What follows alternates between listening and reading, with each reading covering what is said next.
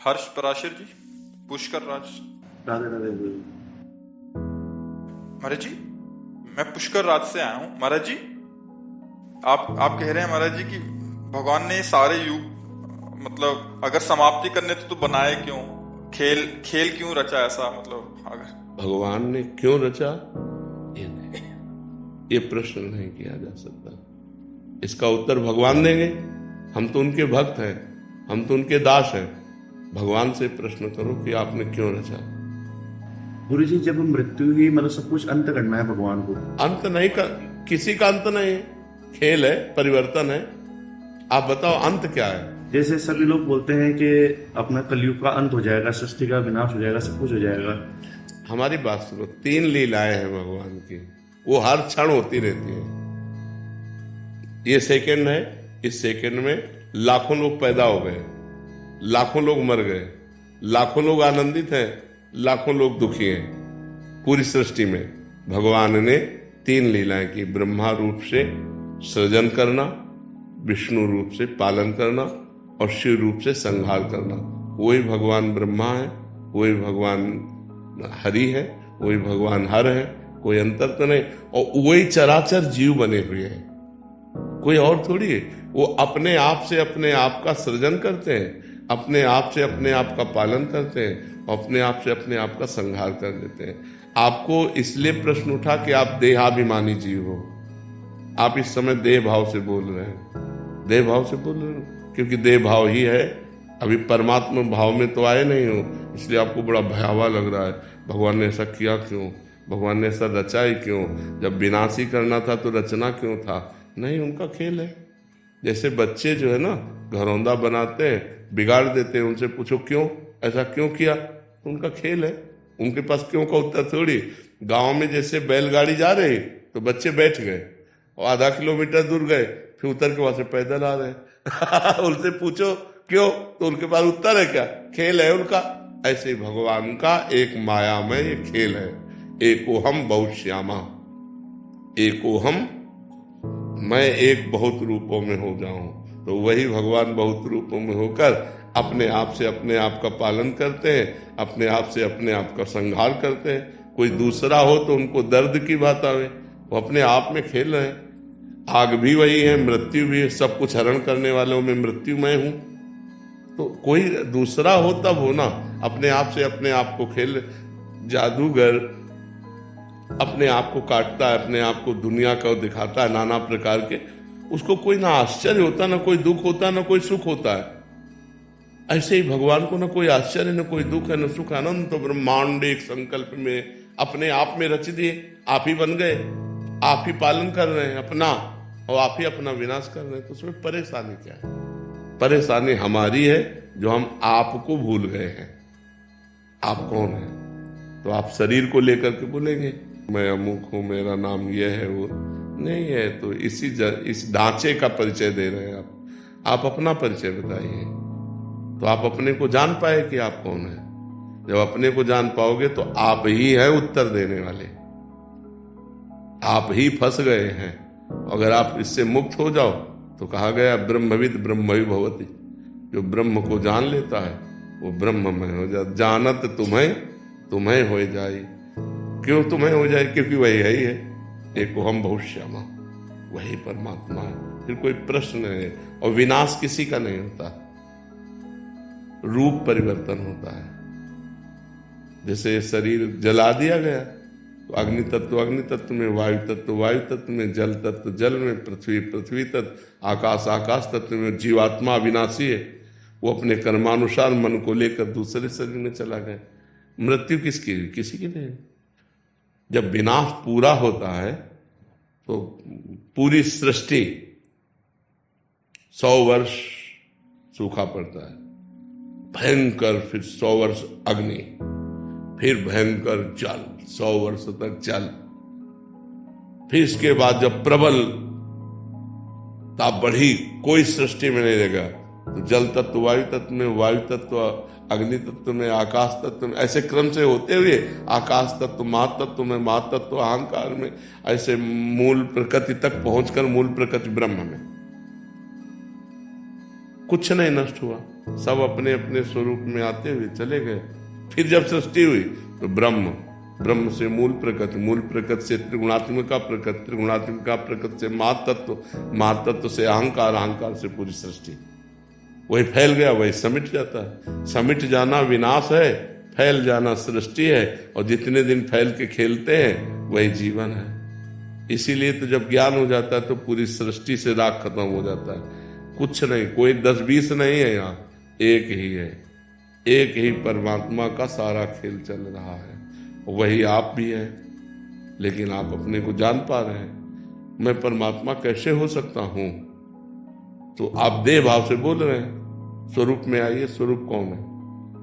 स्वरूप कौन है? तो स्वरूप का ज्ञान है नहीं। तो इसीलिए देह भाव के होने कारण जन्म मरण, दुख सुख, लाभ हानि, मान अपमान, जय पराजय ये भोगना पड़ रहा, बड़ा कठिन है। इसीलिए भजन करो और मुक्त हो जाओ। साधन धाम मोक्ष कर द्वारा मोक्ष को प्राप्त कर लो तो ये जीवन सार्थक हो जाएगा। नहीं तो फिर ये चलता रहेगा, पुनरपि जननम पुनरपि मरणम पुनरपि जननी जठरे शयनम। भगवान ने किसी को नहीं रचा, अपने आप से अपने आप को रचा, दूसरा कोई नहीं है। आप देखो ये क्या है? पंचभूतों से बना हुआ शरीर है ना। पंचभूत कौन है? ये परमात्मा स्वरूप है, परिवर्तनशील है। और एक परमात्मा स्वरूप भगवान की दो प्रकृति है, एक परा एक अपरा। जो शरीर है ये भगवान की एक प्रकृति है, जो स्वरूप है वो आप है। वही जो आप में स्वरूप है वही आप में, वही आप में, वही आप में, वही एक ही है। जैसे करणों के कारण देखने में बिजली कई प्रकार की दिखाई देती है। एक बिजली लाइट दे रही, एक बिजली हवा दे रही, एक बिजली ठंडा कर रही, एक बिजली हीटर में निकल रही। लेकिन क्या बिजली कई प्रकार की है क्या? कि ये बिजली गर्म करेगी, ये बिजली ठंडा करेगी, ये बिजली हवा फेंकेगी, ये बिजली रोटी बनाएगी। बिजली तो कई प्रकार की नहीं है, यंत्र कई प्रकार के हैं, करण कई प्रकार के हैं। उनमें वो पावर वैसे जाकर प्रभावित हो जाता है। ऐसे एक बिजली है। अगर संपूर्ण ब्रह्मांड में पूछी जाए तो बिजली एक है ना? और उसके करण कितने हैं? करोड़ों हो सकते हैं, करोड़ों करण है, करोड़ों प्रकार से उसका प्रयोग हो रहा है। ऐसे ही ये करोड़ों अरबों करण है, लेकिन इसमें परमात्मा का पावर एक है। अब करण है दुष्ट स्वभाव का रचा हुआ, अब वो दुष्टता ही करेगा, तो बोले इसमें परमात्मा कैसे हो सकता है? नहीं, परमात्मा ही है। वो करण के प्रभाव से ऐसा बोल रहा है। जैसा जैसा स्वभाव, जैसी जैसी प्रकृति, तो परमात्मा तत्व तो वैसे ही जाके बर्ताव कर रहा है। तो लगता है ये परमात्मा कैसे हो सकता है? ये परमात्मा कैसे हो सकता है? नहीं, परमात्मा ही है अंदर से। वो अपने को नहीं जान रहा है और वो उसका स्वभाव है। वो कर्म के अनुसार ऐसी स्थिति को प्राप्त होकर ऐसा बर्ताव कर रहा है। जैसे इसमें भी बिजली है और ये भी बिजली से चल रहा है। बिजली कितनी लघु हो सकती है और बिजली कितनी महान हो सकती है। बड़े बड़े मशीनें चल रही फैक्ट्रियों में, नहीं चल रहे, बड़े बड़े कार्य उससे हो रहे। तो एक छोटा सा पंखा भी उसी से चल रहा है, छोटा सा माइक भी चल रहा है। तो एक चींटी से लेकर ब्रह्मा तक सब उसी परमात्मा से संचालित है। वही परमात्मा है, दूसरा नहीं उसमें। और हम लोग द्वैत में ही फंसे हुए, दूसरा है, ये सब दूसरे हैं। हमारा परिवार, हमारा घर, मैं, शरीर, इसी अज्ञान की निवृत्ति के लिए अध्यात्म है। जब अध्यात्म, तो एक स्वप्न चल रहा है। जैसे स्वप्न में आपने देखा, बहुत सी सामान देखा, बहुत से व्यक्ति देखे, अच्छा बुरा स्वप्न देखा, क्या कुछ होता है क्या? तो ये कब पता चलता है? स्वप्न देखने के समय पता चलता है क्या? हाँ, जब हम जगते हैं तब हमको पता चलता है कि वो झूठा था, उसमें कुछ भी सत्य नहीं था, उसमें कोई नहीं था, एक मन ही हमारा केवल सब कुछ रचे हुए था। ऐसे ही जब हम ज्ञान में जागते हैं तो कुछ नहीं है, एक परमात्मा ही परमात्मा है। वासुदेवा सर्वमिति सा महात्मा सुदुर्लभा बहूनाम जन्म नावंते ज्ञानवान माम प्रपद्यते वासुदेवा सर्वमित सा महात्मा सुदुर्लभा। बहुत जन्मों की साधना के बाद जब ये ज्ञान प्राप्त होता है कि एकमात्र भगवान वासुदेव ही विराजमान है, दूसरा कोई नहीं, सब वासुदेव, सर्वम खलमिदम ब्रह्म, सब ब्रह्म। अब कहाँ परेशानी, वो अपने आप में अपना सृजन कर रहा है, पालन कर रहा है, विनाश कर रहा है, ये स्वप्न है। उमा कहूं मैं अनुभव अपना, सत हरि भजन जगत सब। तो सपने में ये हम सब कुछ देख रहे हैं। ये एक जागृत अवस्था जो हम मान रहे हैं ये मोह की है। स्वप्न में अपने को सोया हुआ मानते हैं क्या? उसमें जागते हुए तो होते हैं, लेकिन क्या जागते हैं क्या? ऐसे ही मोह निशा सब सो अनिहारा। मोह निद्रा अज्ञान में हम इस समय हैं, और जिस समय ज्ञान प्राप्त होगा, असली में जागना ज्ञान में होगा, तब आप देखना जब ज्ञान प्रकट हो जाता है एकमात्र भगवान ही भगवान है, कुछ नहीं, न कोई हानि है, न लाभ है, न जय है, न पराजय है, न उन्नति है, न अवनति है, न जन्म है, न मरण है, कि ये सब स्वप्न जैसा चल रहा है, भयावह स्वप्न चल रहा है। इसीलिए कहा जाता है साधना करो और जग जाओ। जग गए तो जे ही जाने जग जाए हेराई, जागे जथा स्वप्न भ्रम जाए।